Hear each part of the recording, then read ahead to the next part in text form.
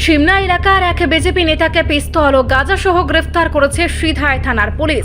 এই ঘটনাকে কেন্দ্র করে রাজনৈতিক মহলে ব্যাপক চাঞ্চল্যের সৃষ্টি হয়েছে।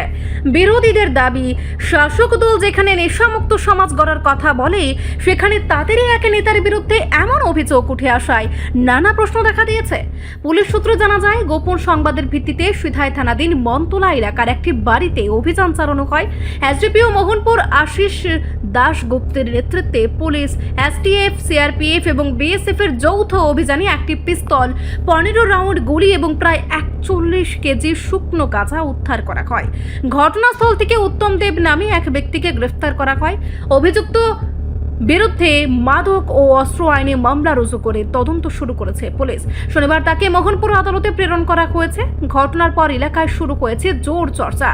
বিরোধী মহলে প্রশ্ন, যদি শাসক দলের সঙ্গে যুক্ত ব্যক্তিদের বিরুদ্ধেই এমন অভিযোগ ওঠে, তবে রাজ্যে মাদক ও অবৈধ অস্ত্র চক্র কতটা গভীরে শিকড় গড়েছে? যদিও অভিযুক্তের বিরুদ্ধে নানা অভিযোগ আদালতে প্রমাণিত হওয়া এখনো বাকি।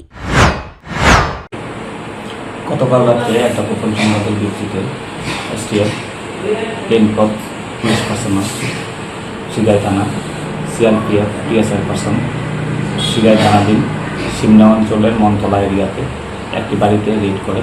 রেডের সময় 41 কেজি গাঁজা পাওয়া যায় এবং একটা পিস্তল এবং 15 রাউন্ড গুলি পাওয়া যায়।